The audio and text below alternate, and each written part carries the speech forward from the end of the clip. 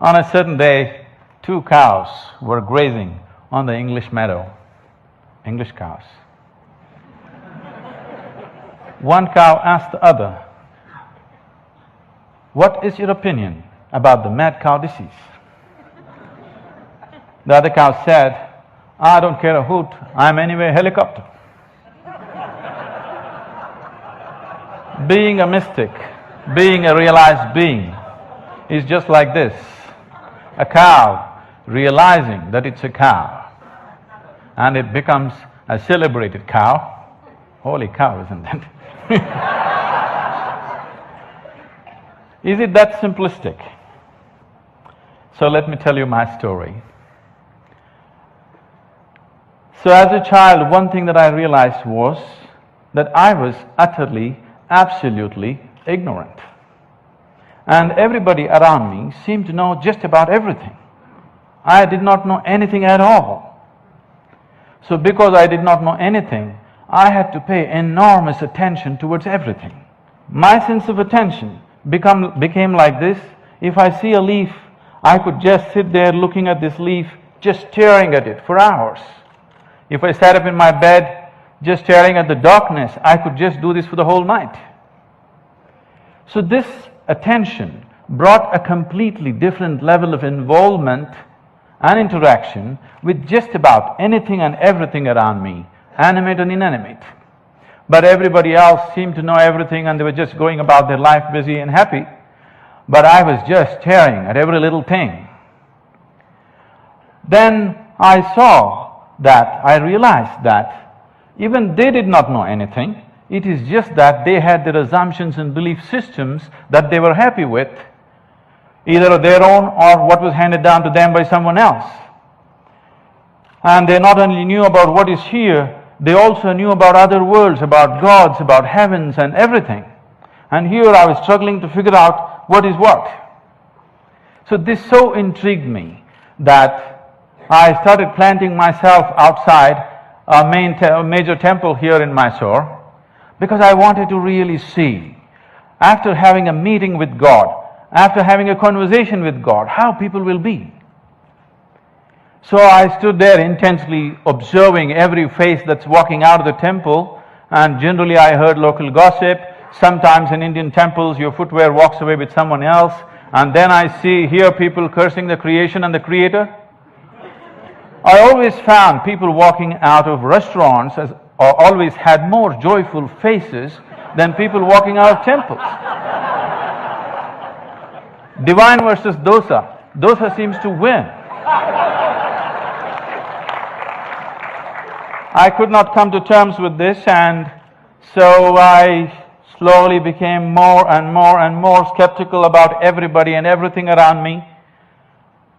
Skeptical about social structures, political systems, religious beliefs, even scientific theories, because none of them match with my experience of life. On a certain day, I started moving towards Chamandi Hill. You must see this place. And there is a tradition in Mysore. If you have something to do, you go to Chamandi Hill. If you have nothing to do, you go to Chamandi Hill. If you fall in love, you go to Chamandi Hill. If you fall out, you go to Chamandi Hill. I had just fallen out and I had nothing to do, so I started moving towards Chamandi Hill. And I went up and sat on a rock there. Till that moment in my life, I always thought, this is me, and that's somebody else and something else. But for the first time, I did not know which is me and which is not me. Suddenly, what was me was just all over the place. The very rock on which I was sitting, the air that I breathed, the very atmosphere around me, I had just exploded into everything. That sounds like utter insanity. This, I thought, lasted for 10 to 15 minutes. But when I came back to my normal consciousness, I was about 4.5 hours. I was sitting there, fully conscious, eyes open, but time had just flipped in my experience. For the first time in my adult life, tears were flowing down, and I've always been peaceful and happy, that was not an issue, but here I was drenched in a completely different kind of blissfulness, every cell in my body bursting with ecstasy. When I shook my head and trying to get some logical explanation for what's happening to me, the only thing that my very smart mind could say was, maybe I'm just going off my rocker. This experience, as it deepened and it started repeating itself, if I just sit here, what is moments for me seem to be hours for others. I think it's a minute, hours are gone. On a certain day, I happened to be sitting in a certain place. I actually thought it's about 25–30 minutes, but when I came to my normal senses, 13 days had gone by. I was sitting right there. India being what it is, a whole crowd had gathered, garlands around my neck, people touching my feet. Somebody wants to know what will happen to his business, somebody wants to know when his daughter will get married. All the things that I hated were just happening around me. And I had to move away from this place just to avoid this crowd around me.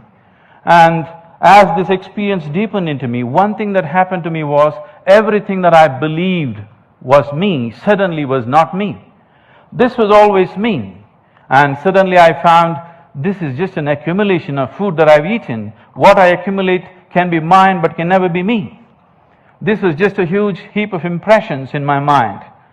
And this body and mind, not being me but just being mine, a distance arose between me and my body, between me and my mind.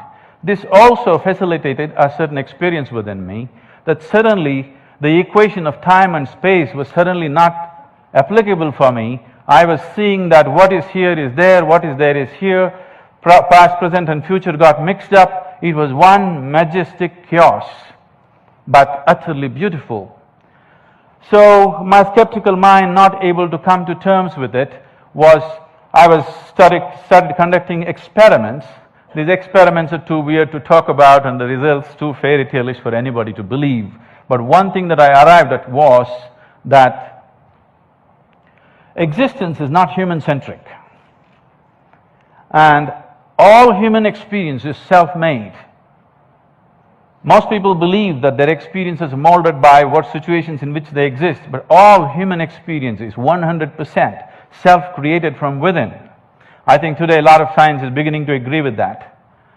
And having realized that, if all experience is created from within, if the basis of your experience is within you, the seat of your experience is within you as it is, what kind of experience of life would you want to have? For yourself, I'm sure, you want it to be at most pleasantness, whatever you may be doing. What you want for your neighbor may be debatable, but what you want for yourself, definitely you want utmost pleasantness.